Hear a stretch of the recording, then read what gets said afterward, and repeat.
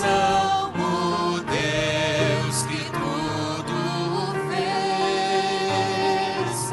Honra e glória ao grande eu sou, o Deus de Israel. Tu somente és digno de louvor e adoração. Nosso imperfeito ser se inclina em gratidão.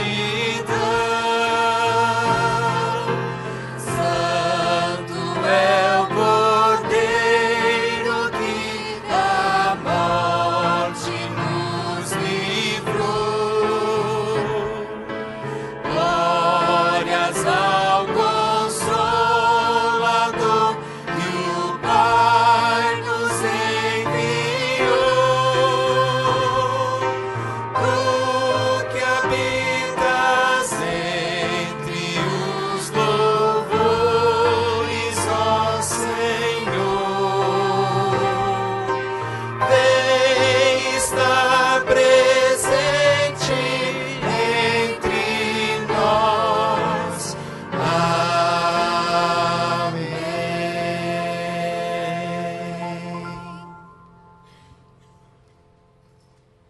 Senhor nosso Deus, nosso Pai, nós louvamos e adoramos nesta manhã o seu nome bendito. Pedimos-te que o Senhor se manifeste poderosamente entre nós nesta manhã. Recebe as oferendas que serão depositadas agora no seu altar. Que elas sirvam para o progresso do Evangelho nesse mundo. Muito breve, queremos encontrar o Senhor. Por isso, dirige-nos e aceita aquilo que te trazemos. Em nome de Jesus nós pedimos. Amém.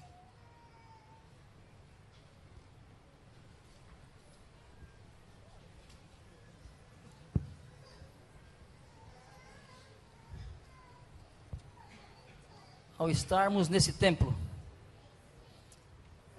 um dos objetivos é prestarmos um culto de adoração e louvor ao nosso Deus.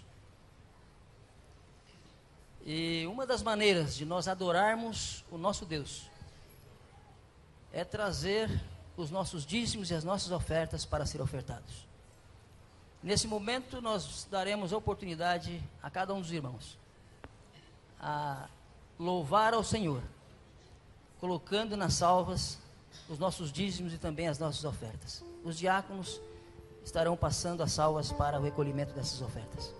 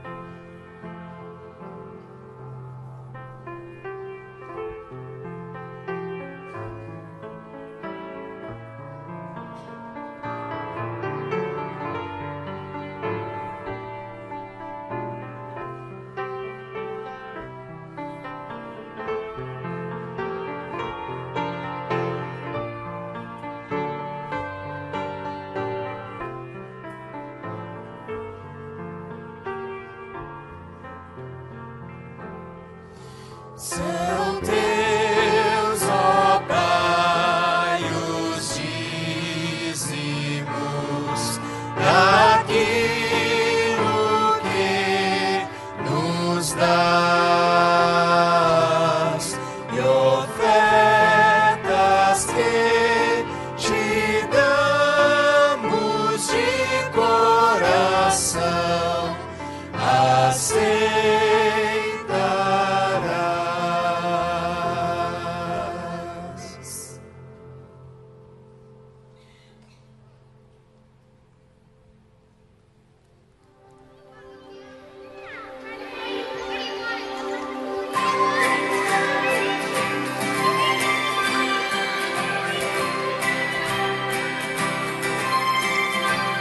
Deixai vir a mim os pequeninos,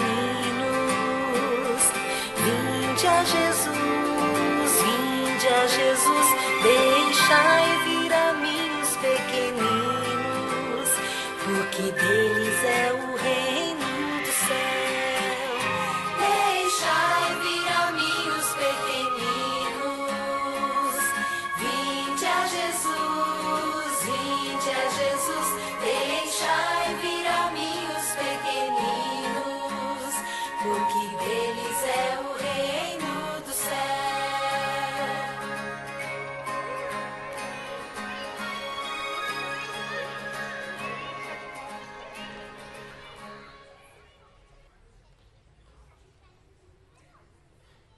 Bom dia, crianças. Feliz sábado para vocês. Vocês ouviram o meu bom dia, né? Ok. Feliz sábado para vocês. Hoje eu vou contar uma história que não é uma história nova para vocês já conhecem. E eu faço parte dessa história. Eu sou a mulher de um homem muito importante na Bíblia. Muito importante. De uma história muito linda e que as crianças sempre gostam muito. Porque tem uns animaizinhos assim na história. Você sabe de quem que eu sou esposa? Alguém sabe? Eu sou esposa de um homem que amava muito a Deus e que era muito obediente a Deus. Noé! Isso mesmo. Mas na minha época, as pessoas não queriam obedecer a Deus. E Deus ficou muito triste, elas faziam coisas muito ruins. Então,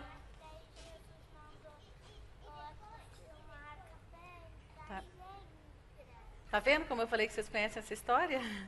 Deus mandou mesmo. Noé disse assim: olha, Noé, eu vou destruir o mundo com um dilúvio. Sabe o que é dilúvio? É uma chuva muito forte. Noé que construiu uma arca, é verdade. Vamos trocar de lugar aqui. O que vocês acham? Vocês contam a história? Ouça, é legal, não é?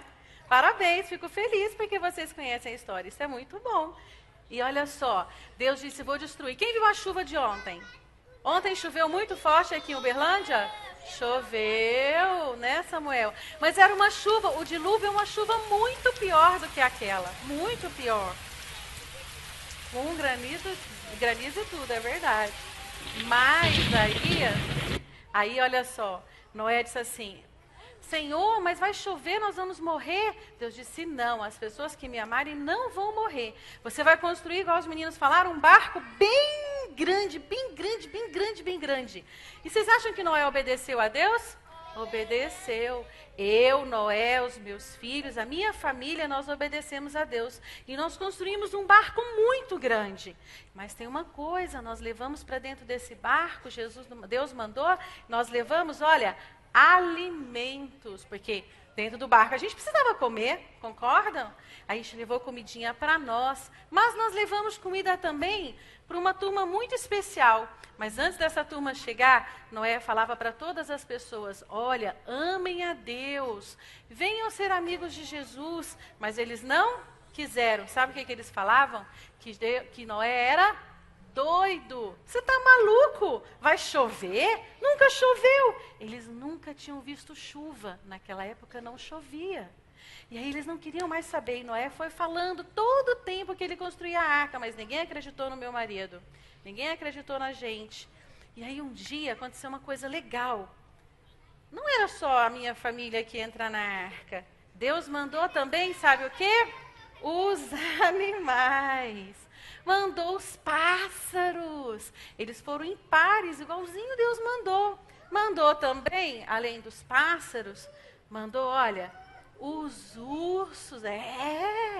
Foram muitos os bichinhos. Está dando para todo mundo aí ver? Tá, né? Olha a arara, ó. E o urso. Mas foram só esses? Não. Tinha o macaco. O macaquinho também entrou na arca. Olha que bonitinho o macaquinho. Que mais? Qual outro bichinho, será, tia Ali? Tem mais bichinho aí? Tem, ó, o coelho. Mas foram só estes que entraram na arca? Não. Entraram todas as espécies, entraram na arca, de 2 a 2. Quando todos eles entraram, sabe o que aconteceu? Veio um anjo e fechou a porta da arca. Agora ninguém mais entrava, só estava na arca a minha família e os animais. E as pessoas ficaram de fora chamando a gente de malucos. Mas aí, de repente, um tempo depois, eles começaram a ouvir um barulho que eles não conheciam. Que é isso? Ó, chuva? Como assim chuva? A gente não sabe o que é chuva. E eles começaram a ficar com muito medo. Quando a chuva é muito forte, às vezes a gente tem muito medo. E eles ficaram com muito medo porque estava chovendo. E eles começaram a pedir socorro. Mas agora a gente não podia fazer mais nada. Quem estava do lado de fora da arca não entrava mais. E a chuva foi crescendo, foi aumentando, foi ficando muito forte. Olha, ventos fortes, muita água. E tampou tudo, tampou toda a terra, Bruna. Tampou as montanhas, tampou tudo. E o nosso barco, ó, só ficava por cima da água. E nós ficamos 40 dias com muita chuva. Muita chuva, trovões, relâmpagos, ventos fortes. E todo mundo que estava fora da arca morreu. Quem? Eu estava na arca também, a esposa de Noé entrou também. Por isso que eu estava. Por isso que eu fiquei viva. De repente, olha só, escuta agora. Acabou a chuva. Cadê a chuva? Agora a gente pode descer da arca, a gente pensou. Podia? Estava cheio de água. E nós tivemos que esperar muito tempo para a gente descer. Quando a gente viu que não tinha mais água, nós então saímos da arca. Fizemos um altar, nos ajoelhamos e oramos a Deus agradecendo porque Ele tinha cuidado de nós e dos animais. Então Deus disse assim, olha, eu vou fazer uma promessa, não vou mais destruir a terra com um dilúvio. E Ele então colocou, sabe o que no céu? Um arco-íris. E sabe o que a gente aprende com essa história? 3 coisas. Primeiro, Noé e a minha família, nós obedecemos a Deus? Obedecemos. Então vocês também têm que obedecer a Deus. Segundo, quem cuidou de Noé e de mim? Quem cuidou? Deus. Então, se Deus cuidou da minha família, cuida de cada um de vocês. E a outra coisa, sabe o que é? O que Deus prometeu? Que a terra não seria mais destruída num dilúvio. Mas Ele não falou que ia chover? Choveu? Choveu. A terra foi destruída até agora por um dilúvio? Mais uma vez? Não. Então, Deus cumpre as suas promessas. O que Ele promete, Ele faz. Tá bom? Agora eu quero que vocês desçam, peguem as pastinhas dos 2 lados, devagar, sem correr, e voltem para os seus bancos.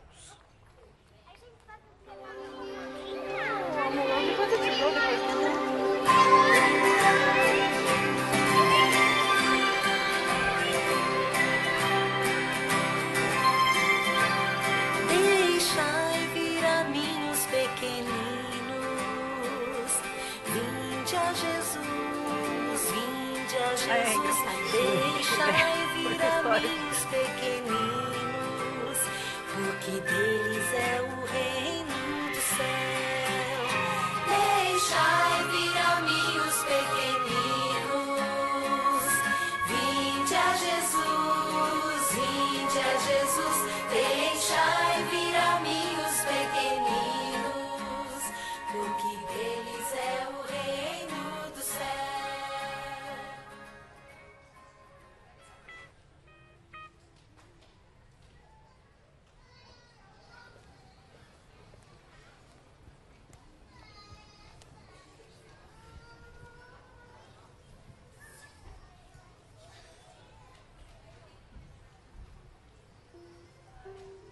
Por muito tempo nós cantamos uma música chamada O Senhor Está Aqui.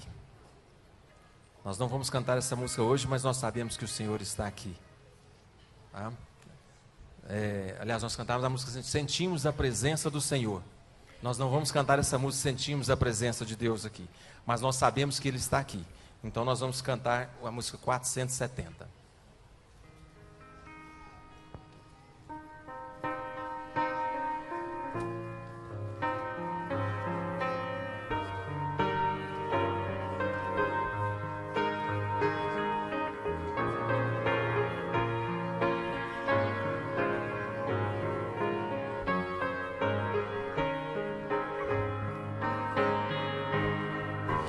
O Senhor está aqui,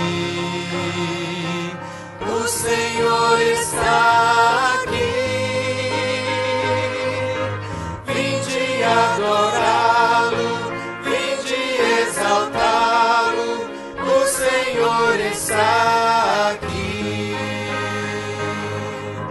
Vamos entoar louvores ao seu nome, vamos exaltar as suas maravilhas, toda a terra e céu, dei o seu louvor. Vamos adorar o grande Criador, o Senhor está aqui, o Senhor está aqui.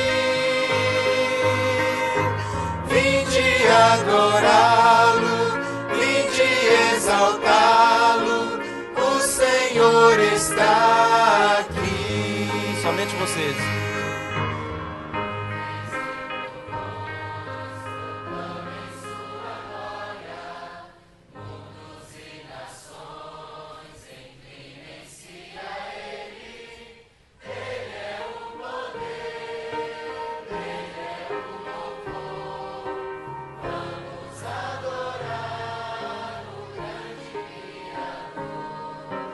O Senhor está aqui, o Senhor está aqui, vinde adorá-lo, vinde exaltá-lo, o Senhor está aqui. Amém. A Ele toda a honra, a Ele toda a glória, a Ele toda majestade. Vamos cantar a música 555, nosso cenário, Até Então.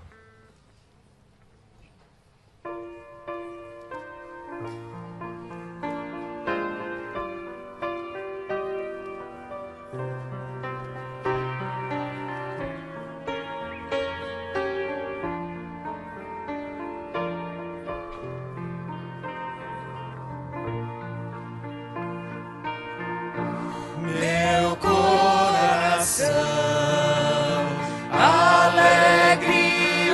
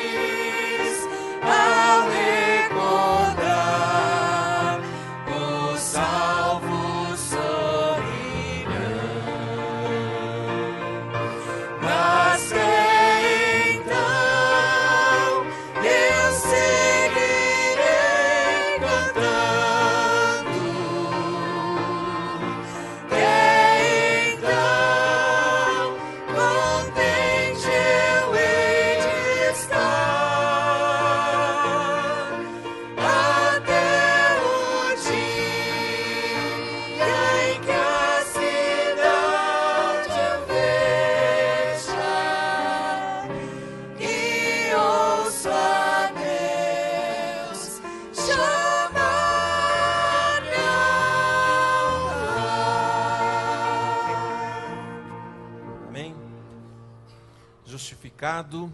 Vamos cantar essa música, 539.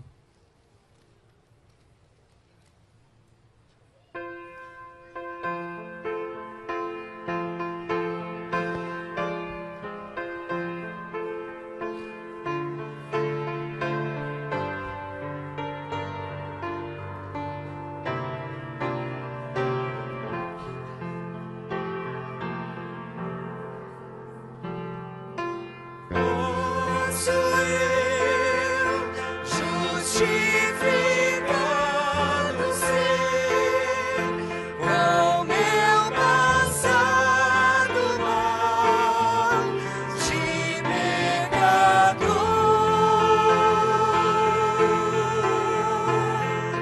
Meu Jesus crucificado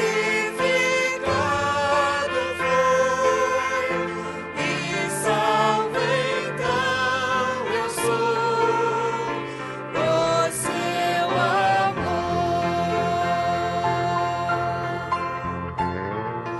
Quão sublime graça nos sem fim, os que Cristo dá-te a mim.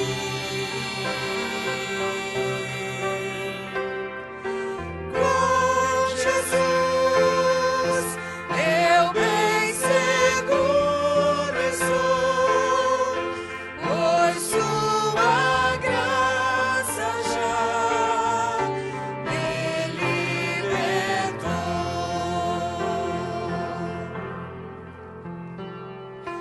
Pela fé justificado sou em Cristo meu Senhor e Salvador.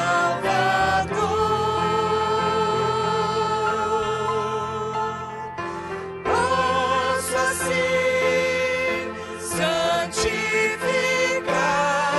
ser e sempre andar no bem por onde for.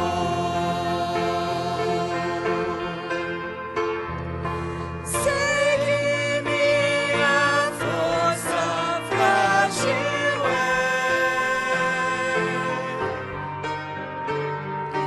Clamo a Deus e fraquezinho a fé. Sim, Jesus me diz que posso então justificado ser por seu perdão.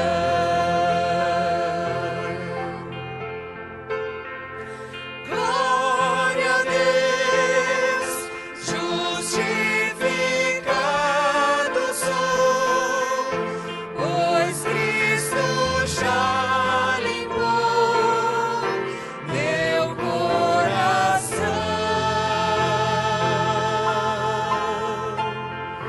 E a Jesus pra sempre exaltarei, louvores cantarei em gratidão.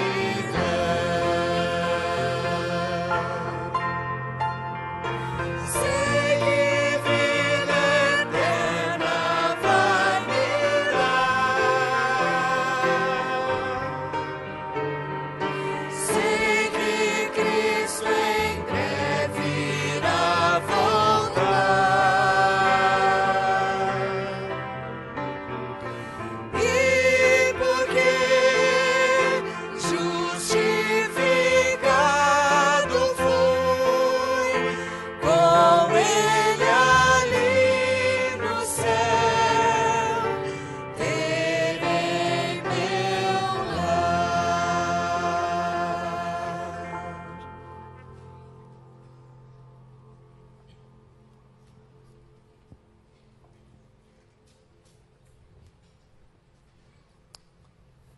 O momento em que nós oramos aqui da frente, ele é só um símbolo. ele não tem em si poder nenhum. É um símbolo de que, não que você que fica no lugar que você está não precise de Deus, e eu acredito que você sente isso no seu coração. Mas quando nós nos dispomos a vir aqui à frente, é porque com certeza queremos algo mais de Deus.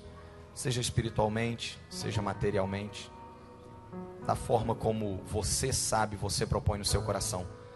Se for o seu desejo de ter uma oração próxima aqui do púlpito, uma oração especial, enquanto nós cantamos, por favor, vem aqui à frente, vamos orar todos juntos.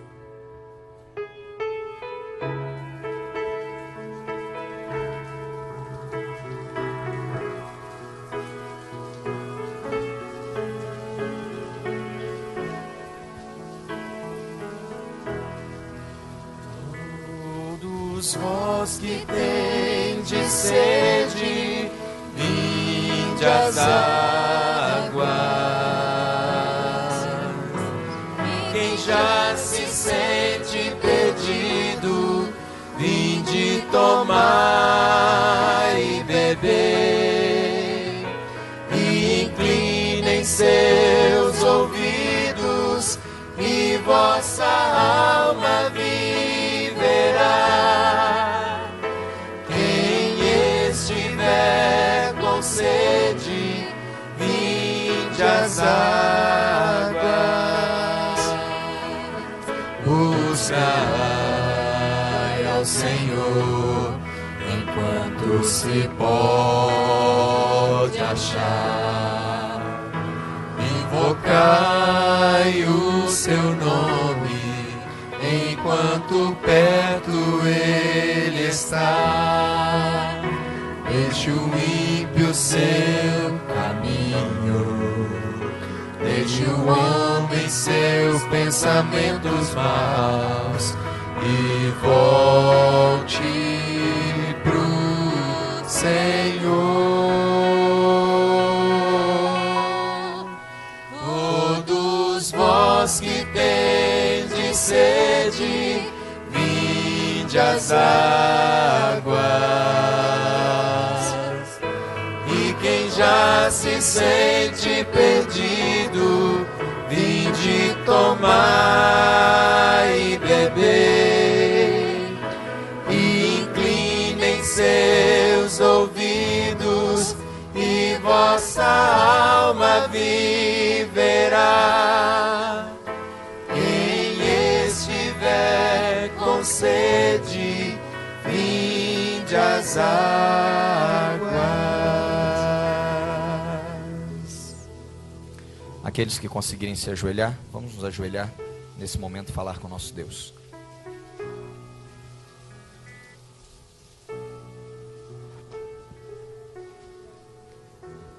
Querido Deus, os teus filhos que congregam na Igreja Central de Uberlândia nesse momento estão ajoelhados diante da tua face. Estamos assim, ó Pai querido, porque nós reconhecemos a nossa total dependência de Ti. Nós viemos até aqui nessa manhã porque desejamos ouvir mais uma vez a Tua voz. Nós desejamos receber a influência salvífica do Teu Santo Espírito na nossa vida. Queremos que o sacrifício de Jesus, ó Pai querido, não seja em vão.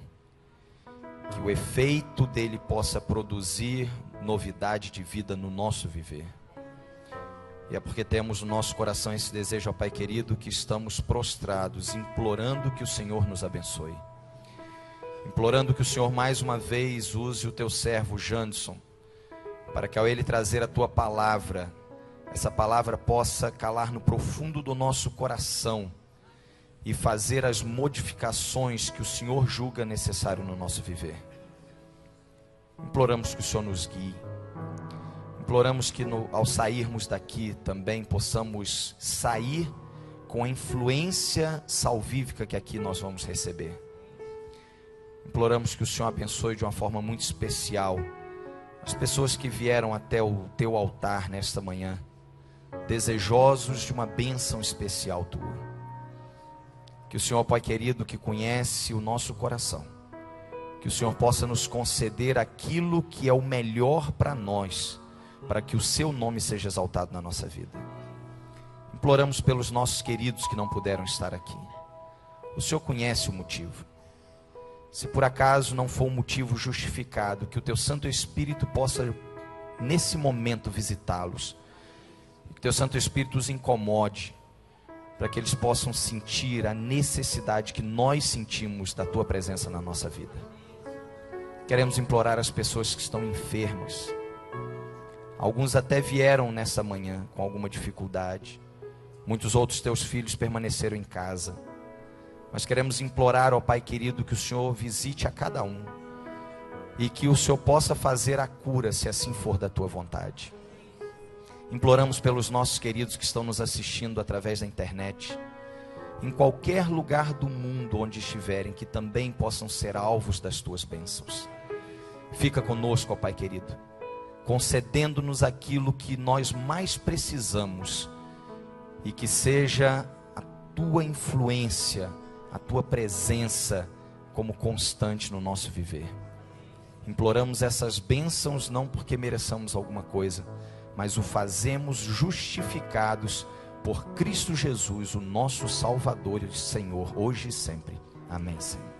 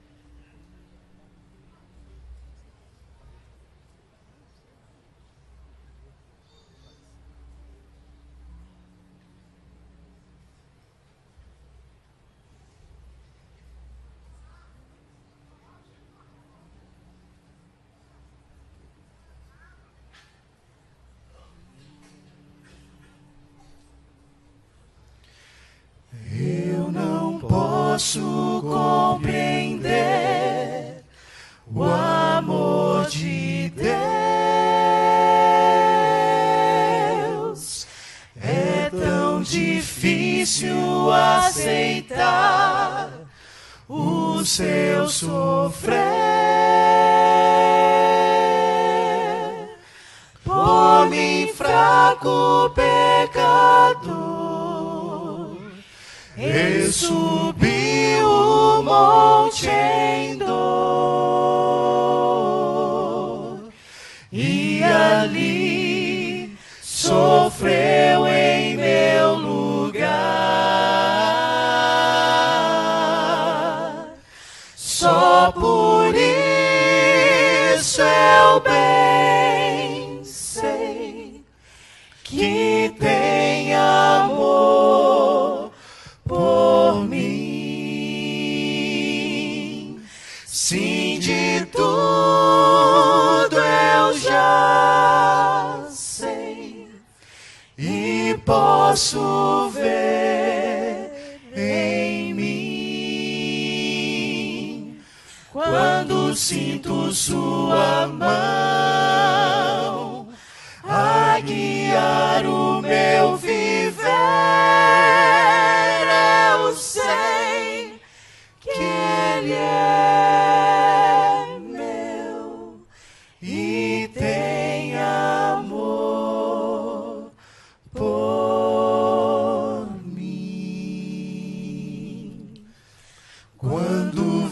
vejo o mundo mal ao meu redor.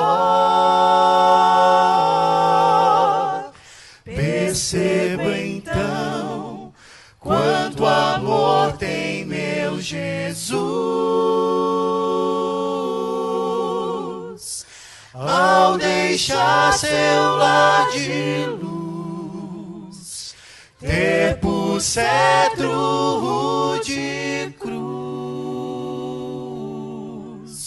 dar a vida por mim, um pecador. Só por isso eu bem sei que tem amor por mim. Sim, de tudo eu já sei e posso ver em mim quando sinto sua mão a guiar o meu viver. Eu sei que Ele é meu e tem amor por mim,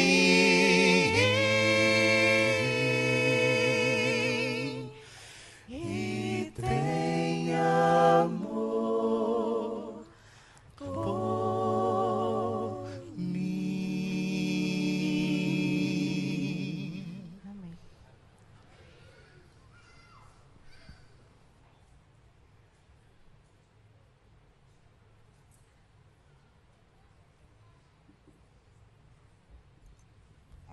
Alô? É com esta certeza que nós esperamos. A certeza de que Ele tem amor por nós.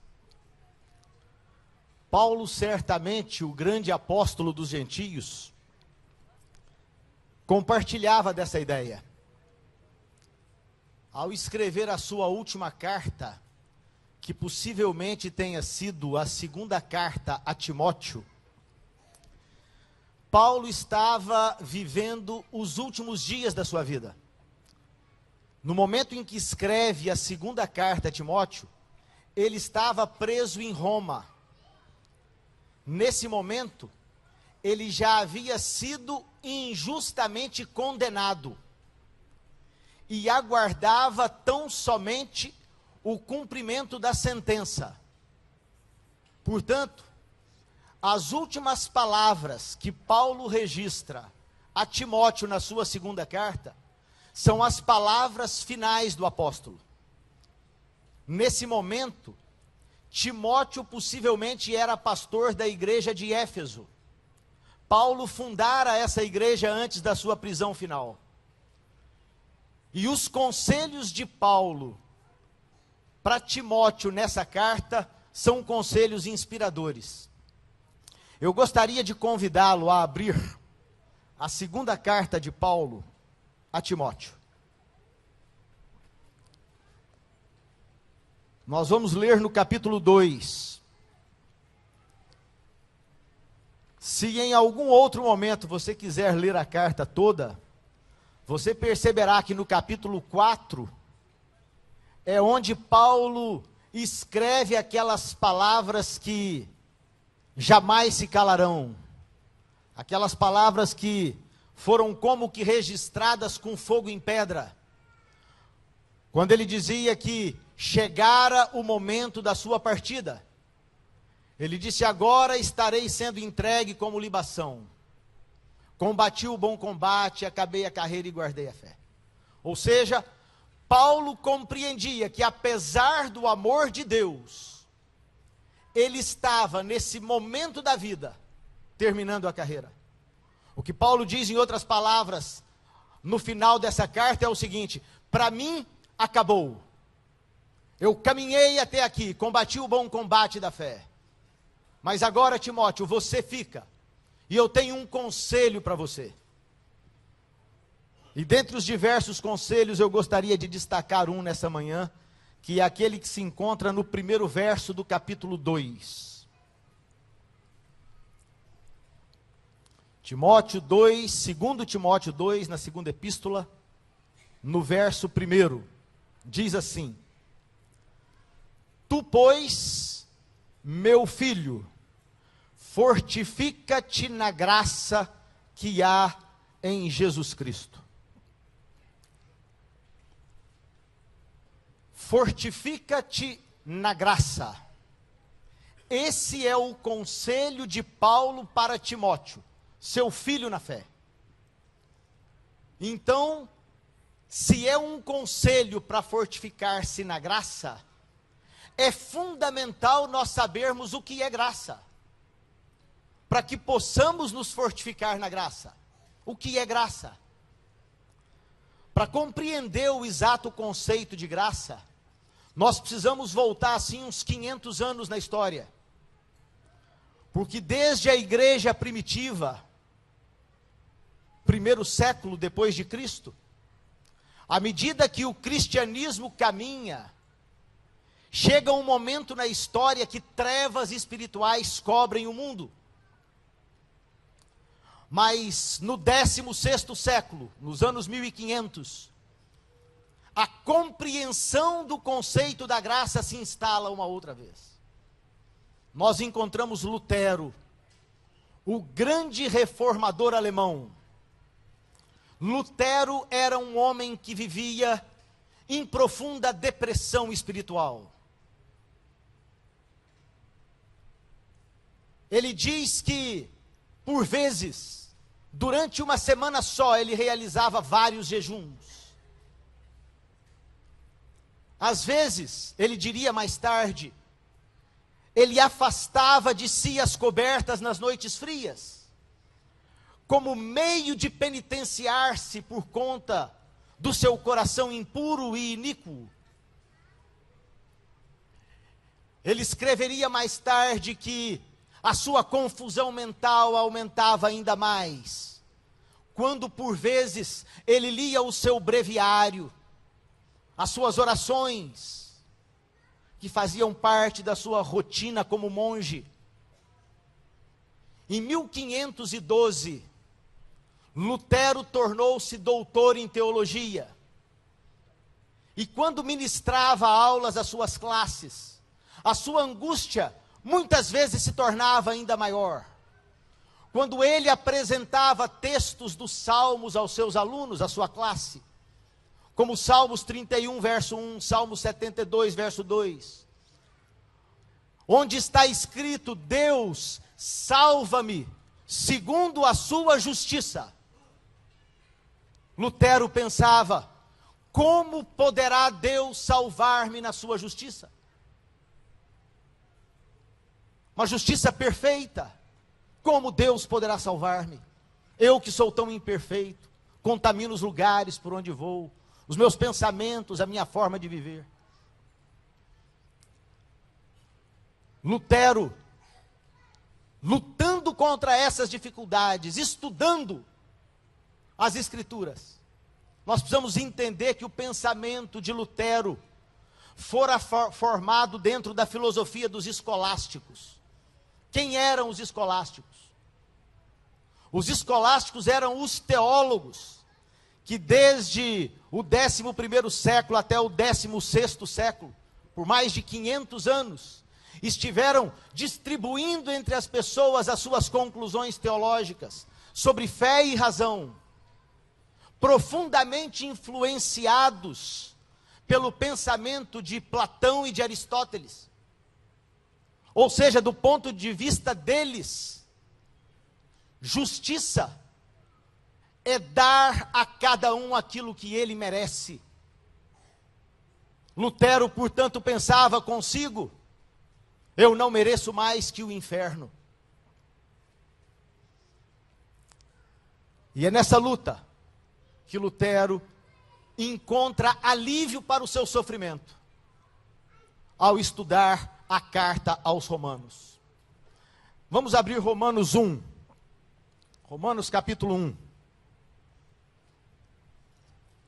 O verso é o verso 17. Enquanto você encontra esse texto, eu gostaria de dizer a você que nenhuma reforma na igreja surgiu sem a compreensão do livro de Romanos. O livro que nos fala da fé. Romanos 1, verso 17, o texto diz assim: porque nele, em Cristo, se você for ao verso anterior, você perceberá isso. Porque nele se descobre a justiça de Deus de fé em fé, como está escrito: mas o justo viverá da fé. Lutero diria mais tarde que, ao compreender a teologia de Romanos, as portas do paraíso se abriram para ele de par em par. Ou seja, justiça não é aquilo que Deus pede de você, mas é aquilo que Deus oferece a você. Nós não podemos produzir justiça em nós mesmos, mas para que se compreenda a revolução que representava esse encontro de Lutero com a verdade, é preciso nós entendermos como pensava a religião dos seus dias. A igreja medieval, coberta de tantos pensamentos equivocados, de tantas luzes apagadas. Naquela época eles acreditavam na graça preveniente. O que é isso? Eles acreditavam que Deus, quando você se chegava à religião, Deus colocava dentro do crente uma porção de graça. E a partir disso que você recebia de Deus, cooperando com essa graça divina, produzindo a transformação na sua vida, Deus iria observando você. E quando você, a partir do seu esforço, a partir da graça com que você contribuía dentro de você, você se tornaria intrinsecamente bom. Ou seja, você se tornaria bom em você mesmo. Era isso que eles acreditavam. Mas se isso fosse verdade, Deus não justificaria o ímpio. Deus justificaria o justo. Porque veja, você recebe a graça, transforma a sua vida, e então quando você já está perfeito, Deus pode aceitar você. Nesse caso, Deus aceitaria o justo que produziu a sua própria mudança. Mas nesse texto, o que está escrito é que o justo viveria de fé em fé. Aqui nós temos o conceito de justiça imputada, colocada sobre alguém. Essa foi a explosão do pensamento que deu origem à reforma. E que mantém a fé vibrante ainda nos quatro cantos desse planeta, em diferentes confissões de fé. A fé em Cristo. Do ponto de vista de Romanos, Paulo em Romanos, se você vai lá no capítulo 4, no verso 3, você vai ler lá que Abraão creu e isso lhe foi imputado como justiça.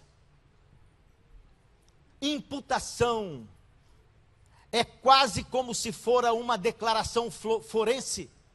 Forense tem que ver com fórum, lá da Roma antiga. É uma declaração de que alguém está justo ou injusto.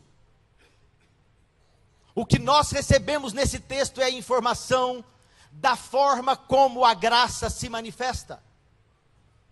E você perceberá que a graça se manifesta em pelo menos 3 etapas. Um momento de justificação, um tempo de santificação e um momento final de glorificação. Eu quero falar disso com você daqui a pouco. Essa é uma declaração. Imagine o supremo juiz do universo, na corte de Deus. Ele declara que quando você vem a Ele através de Jesus Cristo, você é declarado justo diante do universo. Compreende o que isso significa? Imagine que a sua conta estivesse negativa no banco, em 5 milhões de reais. Impossível pagar esse preço. Impossível saldar essa dívida. E então você está sendo procurado para a condenação, porque você deve, você é réu. E de repente, imagine a mudança de status na sua vida se alguma coisa acontecesse. Se alguém como Eike Batista, como Bill Gates, dissesse que quer tornar a conta dele uma conta conjunta com a sua. 5 milhões? Não representará nada. Imagine como o seu gerente te tratará quando segunda-feira a agência se abrir. Você será uma outra pessoa, um milionário, o seu débito estará coberto pela imensa riqueza desses homens. A declaração forense de Deus é essa: em Cristo nós recebemos a paga pelos nossos erros. Você quer ver essa declaração de forma ainda mais contundente? Abra, por exemplo, a segunda carta de Paulo à igreja de Corinto. O texto aqui é enfático.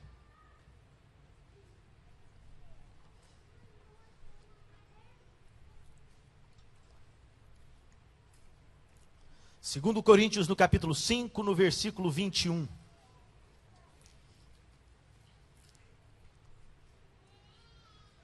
Veja o que diz esse texto.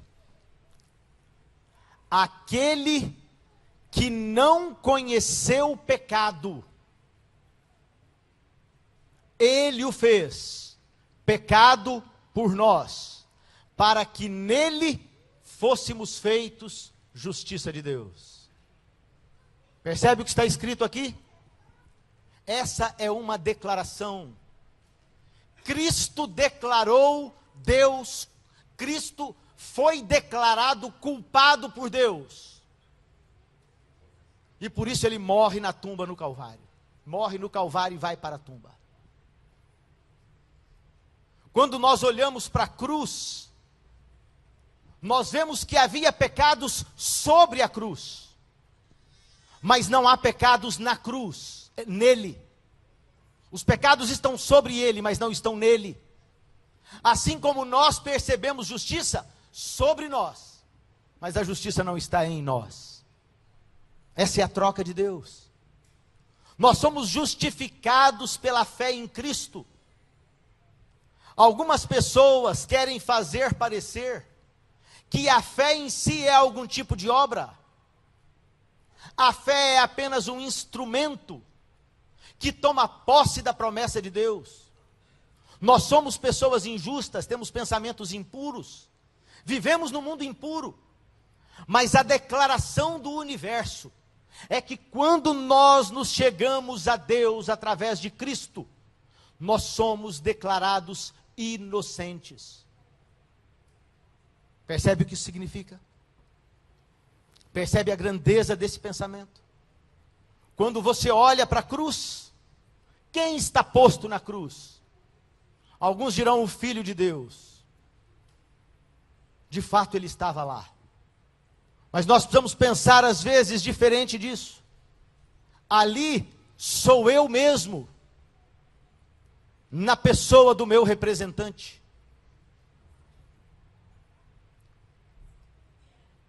A questão da fé.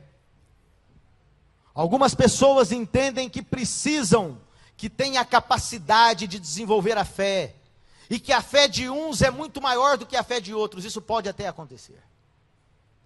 Mas há 3 aspectos em relação à fé, em relação aos quais eu quero chamar a sua atenção nessa manhã. Primeiro, a fé não é autogerada. Ou seja, você não pode produzir fé em você mesmo. Dr. Amin Rodor dizia numa das suas classes que a fé deveria ser comparada ao amor. para nós termos uma ideia do que é fé. Você não gera amor no coração da outra pessoa, no seu próprio coração, em relação a outra pessoa. Você acaba amando a outra pessoa porque ela gera amor em você. Os gestos, os sorrisos. Pense no seu namorado, na sua esposa. Como é que se deu esse encontro que se transformou em núpcias? Um é que fazia o amor brotar no coração do outro. As palavras ditas na hora apropriada, os olhares, o piscar de olhos, os gracejos, o cuidado. Ou seja, nós não temos a capacidade de gerar o amor em nosso próprio coração para com uma outra pessoa. São os gestos dessa pessoa que produzem em nós o amor. E nesse sentido, a fé não é autogerada, mas a fé é produzida em nós, pelo Senhor das luzes. Nós nos permitimos aproximar dele, e ele faz brotar em nós o contentamento, a certeza, a busca permanente, a necessidade dele. Portanto, a fé não é autogerada. Alguns têm a impressão de que a sua fé é muito pequena, e por isso eles não podem realizar grandes obras. Esse conceito também é um equívoco. Cristo disse que a fé poderia ser muito pequena, tão pequena como um grão de mostarda, que é a menor das sementes. O problema, portanto, da fé não é o tamanho, mas é o fundamento sobre o qual a fé está alicerçada. Há muitas pessoas que têm fé no dinheiro, muita fé no dinheiro, dependem exclusivamente dele para tudo. Há outros que têm fé na sua capacidade, na possibilidade das suas realizações, nos seus diplomas. Mas um cristão deveria depositar a sua fé em Cristo, o fundamento que não se move. Porque se a nossa fé estiver depositada nele, é ele quem realiza todas as coisas. Portanto, não é o tamanho da fé, é o fundamento sobre o qual você alicerça a sua fé. E por último, eu preciso dizer a você que o outro aspecto da fé que eu gostaria de considerar é que a fé não é contra as obras. A fé não é contra as obras. A fé poderia ser contra obras que estivessem postas no lugar errado, com a concepção equivocada, como aquelas obras que Lutero realizava. Afastar de si as cobertas nas noites geladas da Alemanha não resolveria o problema da sua salvação e da sua vida. As nossas obras não nos garantem o céu, nenhuma delas. Por mais que você seja bondoso para com as pessoas, que você partilhe os seus bens, não é isso que abre para você as portas dos céus. As obras praticadas de forma correta a partir da fé, elas devem produzir uma outra natureza de coisas, elas devem ser geradas com uma outra motivação. Não para abrir as portas dos céus, mas porque as portas estão escancaradas diante de você. Não para se tornar um cidadão do reino, mas porque você já é um cidadão do reino. Não para obter a salvação, mas porque a sua salvação lhe foi dada através de Jesus Cristo. Porque ele declarou você inocente nas cortes celestiais, ao mesmo tempo em que ele declarava Jesus Cristo culpado e, portanto, condenado na cruz. A experiência do batismo é exatamente isso.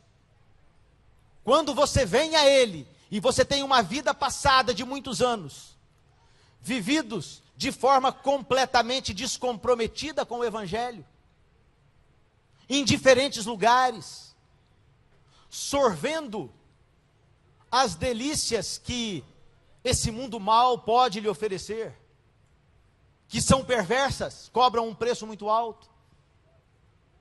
Você pode ser que em algum momento tenha vivido longe de Deus, mas quando você vem ao Senhor, quando você é recebido através do batismo, você está dizendo que você rompe com a sua vida passada, e que a partir desse momento, você aceita a declaração forense dos céus. Ele é inocente. Esse é o momento da justificação. Essa é a primeira etapa no processo da salvação. Você ser declarado justo, apesar de ser quem você é. Apesar de eu saber quem eu sou, Cristo declarou-me justo, porque Ele pagou o preço por mim. Nós temos exemplos na Bíblia, de momentos como esse, as pessoas não compreenderam o que Cristo estava dizendo. Você se lembra daquela circunstância, em que se reuniram numa casa, diversos doutores da lei e escribas, ali estavam, muita gente, os discípulos e Cristo. E Cristo apresentava a eles as normativas do seu reino. Quando de repente, no telhado da casa, abre-se um buraco e um homem é descido diante de Jesus. Cristo percebe a terrível angústia daquele coração. Qual era a angústia? Não era a doença física, mas era o pensamento de que ele estava separado de Deus. O ensinamento daqueles dias dizia que só adoeciam aqueles que estavam separados de Deus. Portanto, a grande angústia daquele homem não era a sua doença terminal, mas era o estar separado de Deus. Então Cristo, olhando para ele, o que Cristo diz? Perdoados te são os seus pecados. É essa a declaração forense? É esse o veredicto divino em relação a você e a mim? Os nossos pecados são perdoados quando nós vamos a Ele. Esse, portanto, é um exemplo de justificação. E as pessoas, então, começaram a dizer entre si: quem é esse que pode perdoar pecados? Eles não sabiam, mas esse é aquele que estava para entregar a sua vida. Era o Deus encarnado que estava entre eles. E Cristo então diz assim: para que vocês saibam que o Filho do Homem tem poder na terra para perdoar pecados, eu te digo, levanta, toma a sua cama e anda. Ou seja, a transformação de vida, o milagre, ele vem depois da declaração de que você é inocente. Percebe isso? Agora, depois que você é declarado inocente, e pense nessas três etapas, na justificação, Deus liberta você da culpa do pecado, aquilo que perseguiu você a sua vida inteira, a sua culpa. Mas depois que você é justificado e passa pelas águas do batismo, e começa a viver a experiência cristã, então Deus realiza um segundo milagre. Deus liberta você agora do poder do pecado sobre a sua vida. É isso que Paulo ensina. Não terá, portanto, o pecado domínio sobre vós. Senhor, mas eu continuo tendo a minha natureza caída, é verdade. Mas o Espírito de Deus operando em mim produz mudanças. Veja a experiência do apóstolo Paulo.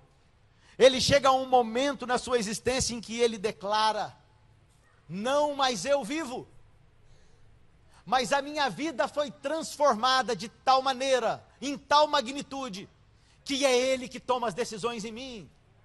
É Ele que diz o que eu devo comer e o que eu devo beber, o que devo vestir, por onde caminhar, como viver nesse mundo. Portanto, não sou eu que vivo. A vida que eu agora tenho na carne é a vida do Filho de Deus em mim. Deus faz uma obra completa em nós. Nos liberta da culpa do pecado. Nos liberta do poder do pecado. E finalmente, Ele nos libertará da presença do pecado. O processo de nos libertar do poder do pecado é o processo de santificação.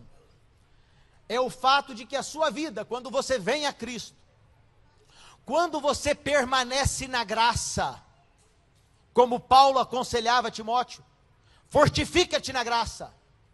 A graça é essa dádiva de Deus, é esse presente, que se desdobra em 3 caixas.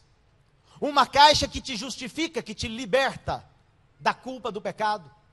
Uma outra caixa que te liberta do poder do pecado sobre você. E finalmente uma outra caixa que afinal te libertará da presença do pecado em você. Mas isso só acontece no momento final da história.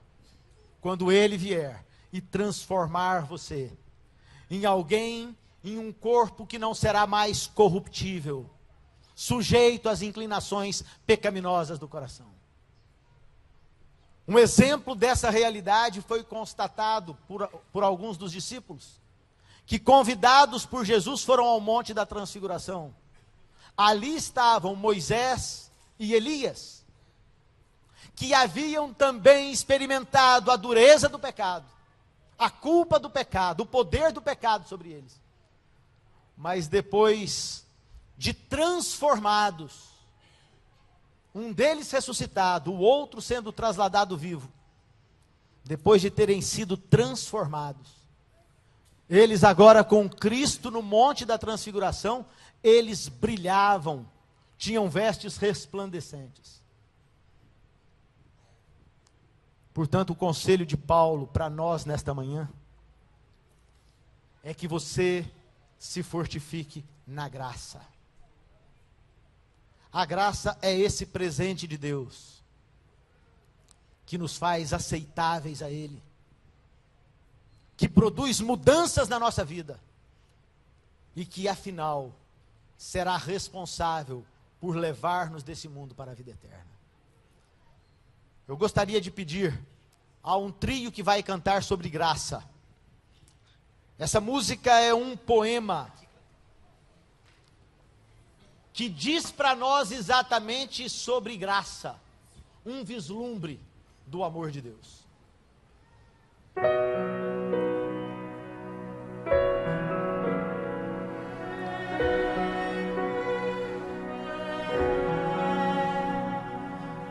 graça é um ponto de encontro, lugar onde os fardos se espalham no chão, e onde todo que chega cansado, tranquilo descansa o seu coração.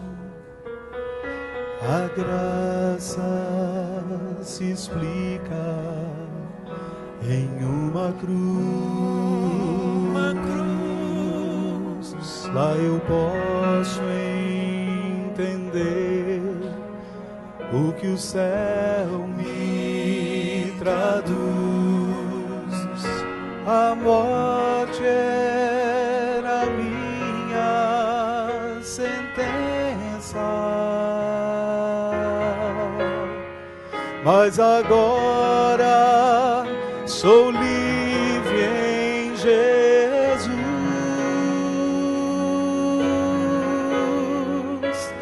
Graça simples assim, perdão se recebe, se aceita e fim. Pecado não se explica, pecado se paga. pagou por mim.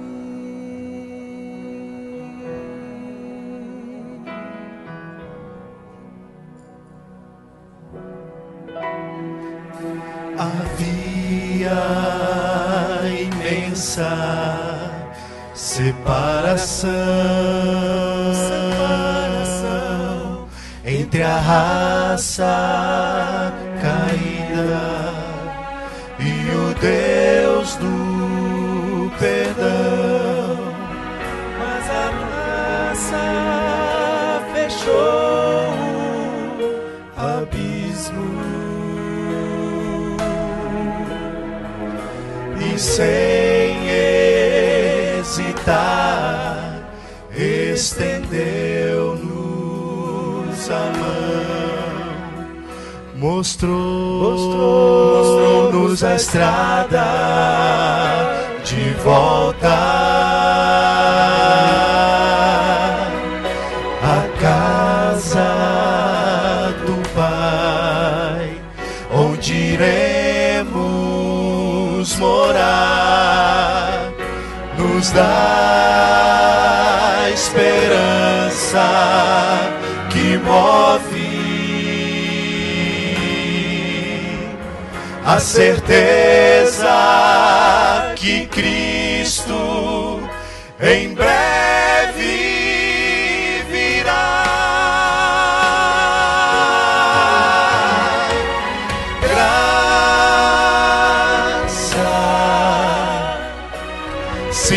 Simples assim, perdão se recebe, se aceita, e fim, pecado não se explica, pecado se paga, e Cristo pagou por mim.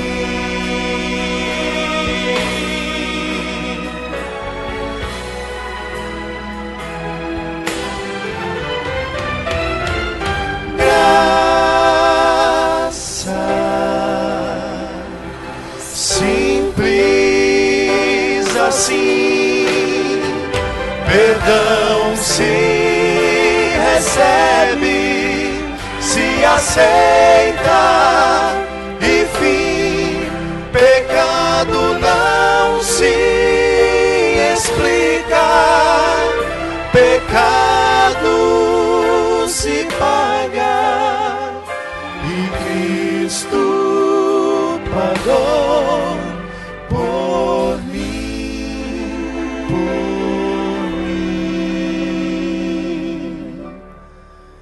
e Cristo pagou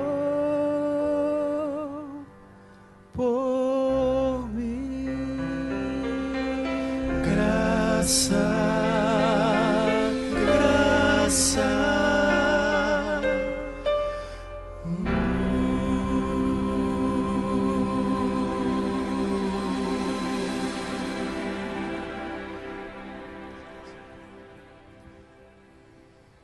Eu quero convidar você para lermos apenas mais um pequeno texto na Bíblia antes de nos despedirmos. O texto está no Evangelho de Marcos, no capítulo 12. É bem provável que a hora que você abrir isso, você vai imaginar que eu estou começando um novo sermão, porque aparentemente isso não tem nada a ver com o texto, com o assunto da graça.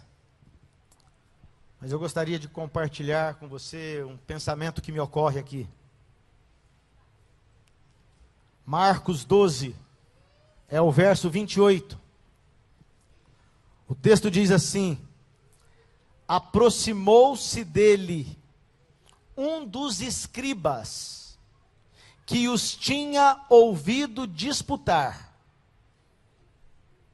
Veja essa frase seguinte: e sabendo que lhes tinha respondido bem, então perguntou-lhe. Veja só,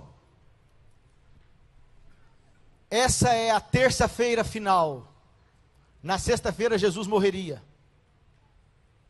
Jesus estava respondendo a um grupo de indagadores no pátio do templo. Um deles havia perguntado sobre o sábado. Outros haviam levantado uma questão, a questão do casamento, da ressurreição, aquele homem que tivera, aquela mulher que fora esposa de 7 homens. E Jesus foi dando as suas respostas, até que nós chegamos a esse texto. Esse homem era nada mais, nada menos que um escriba, um doutor da lei. E diz aqui o texto, que ele ousa fazer uma pergunta para Jesus, com uma motivação. Qual é a motivação? Porque ele havia respondido bem. Ou seja, aquele homem, observando o cenário, ouvindo as respostas de Cristo, ele dizia, no íntimo do seu coração, o que ele está dizendo faz sentido. Ele está trazendo respostas que estão aliviando dúvidas, mágoas do meu coração. Faz sentido o que ele diz. Portanto, eu vou desafiá-lo com uma pergunta. E então ele dispara a sua pergunta e Cristo responde. Só que no finalzinho da resposta, Cristo diz uma coisa para ele, que eu quero que você leia aí. É lá no verso 34. Ele faz uma pergunta para Cristo e considera Jesus sábio. Por isso ele faz a pergunta. Quando Jesus termina a sua resposta, Jesus faz uma pergunta a ele. E agora é diferente. Verso 34. Jesus, vendo que ele havia respondido sabiamente, diz-lhe uma coisa: não estás longe do reino de Deus. Percebe a estrutura do texto? Ele entende que Jesus é sábio e faz uma pergunta. Jesus responde a pergunta e ele responde com sabedoria. Então Jesus o desafia dizendo uma outra coisa: não estás longe do reino de Deus. O que significa isso? Isso tem que ver com graça. Jesus dizia: você não está longe do reino de Deus, porque você está a uma distância tal que você pode olhar para Ele, você pode compreendê-lo, você pode senti-lo, você pode perceber o reino de Deus. Por isso você não está longe, você está perto. Mas por outro lado, a sua distância é tal que você não está dentro do reino. Por isso ele está longe. Ele está perto, porque ele pode vê-lo. Mas como ele não vive a realidade do reino na sua vida, ele está irremediavelmente perdido. Nessa manhã eu quero desafiar você. As palavras de Cristo, naquela circunstância, ecoam nessa igreja nessa manhã. Alguns aqui podem não estar longe do reino de Deus, porque conseguem percebê-lo, conseguem ver as suas formas. Mas como não vive dentro do reino de Deus, como o reino de Deus não é uma realidade absoluta nas suas vidas, eles não podem fruir as delícias do reino de Deus. E desse ponto de vista eles estão fora, e se perdem fora do reino. Querido, viver no reino de Deus, as portas se escancaram para você por causa da graça. É Ele quem limpa a culpa do seu pecado. É Ele quem exerce poder sobre a sua vida, para que o poder do pecado seja anulado. E é Ele que afinal transformará você. O desafio de Cristo nessa manhã é que você viva dentro do reino, influenciado pelas questões do reino, pela legislação do reino, pelas práticas do reino, pela ética do reino, pelos conceitos do reino. Que a motivação da sua vida seja outra: estar engajado na obra de Deus, que é conclusiva nesses dias. Jesus vem, toda a provisão foi feita, o aparato para o grande encontro está preparado. Seres humanos serão recebidos pelo Rei dos Reis e pelo Senhor dos Senhores. E você recebeu um convite especial do Senhor. Uma grande festa está preparada. Às vezes as pessoas são convidadas para um casamento, procuram a melhor roupa, vai haver uma festa. Eu quero dizer a você que essa festa do reino, ela está sendo preparada com toda a competência do Rei dos Reis. Nada faltará. Talvez faltem pessoas. Alguns não estarão lá, simplesmente porque se recusaram a ouvir as palavras do Rei.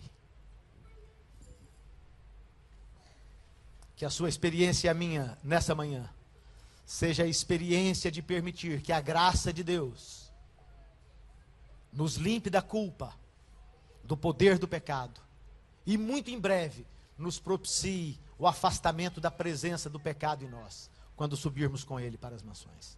Deus abençoe a sua vida.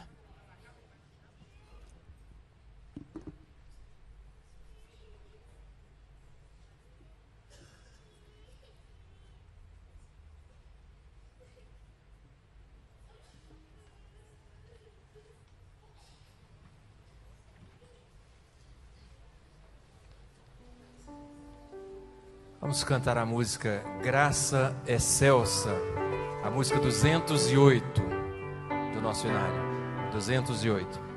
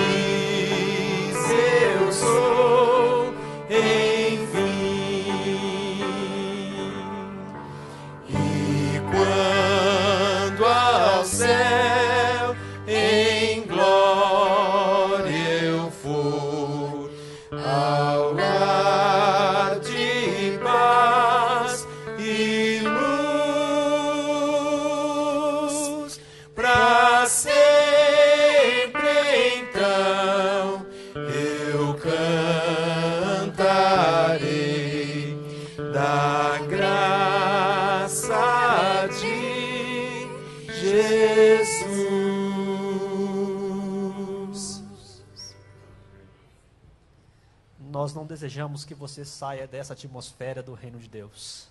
Mas eu preciso dar apenas um recado a todos. Como vocês já sabem, está acontecendo um treinamento lá na Unipac. Pastor Maurício Lima, presidente da União, pastor José Marcos, presidente da Associação Mineira Central. Eles estão juntamente com todos os departamentais da União e também da Associação Mineira Central em treinamento com todos os líderes do Triângulo Mineiro. E eles querem encerrar este treinamento aqui na nossa igreja. Então eles estão pedindo que todos os oficiais, todos os líderes da nossa igreja estejam aqui às 17 horas. Havia sido anunciado às 15h30, mas foi o próprio pastor José Marcos que transferiu para as 17 horas, 5 horas da tarde. Então nós vamos pedir apenas um favor àqueles que não fazem parte da liderança da igreja, que não venham por um único motivo. A igreja não tem espaço suficiente para abrigarmos todos os líderes do Triângulo Mineiro. Então nós pedimos que apenas os oficiais venham para este treinamento. Agora, se você não é oficial da igreja e quer ajudar e fala assim, não, eu preciso estar nesse treinamento, as portas estarão abertas para você vir também. Mas a princípio nós estamos convocando apenas os líderes, simplesmente por causa do espaço que nós não temos para abrigar a todos, tá bem? Às 17 horas, todos os líderes estarão aqui e assim nós teremos a continuidade do treinamento que está acontecendo lá na Unipac. Obrigado e não saiam daqui sem a bênção final.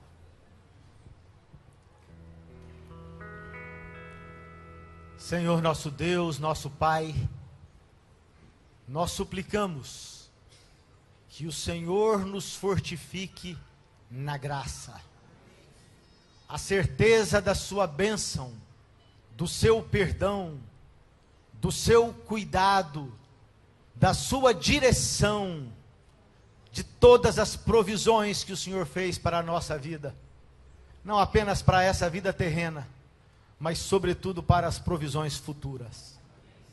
Que o Senhor sustente o seu povo, que o Senhor abra o nosso entendimento para a sua palavra e nos conduza nesse dia, pela presença do teu Espírito em nós e pela companhia dos teus anjos que seguirão ao nosso lado. Nós te pedimos no nome santo do Senhor Jesus. Amém, Senhor.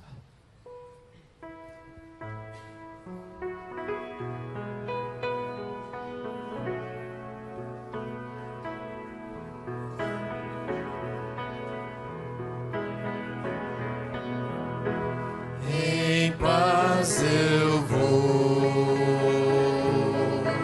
ouvir a voz de Deus. Em paz eu vou,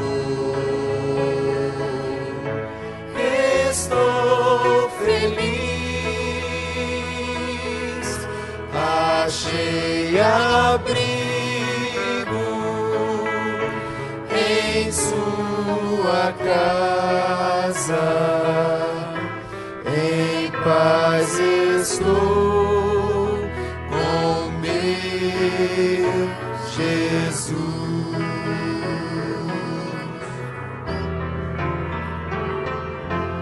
Em paz eu vou ouvir a voz de Deus. Em paz eu vou, estou feliz, achei abrigo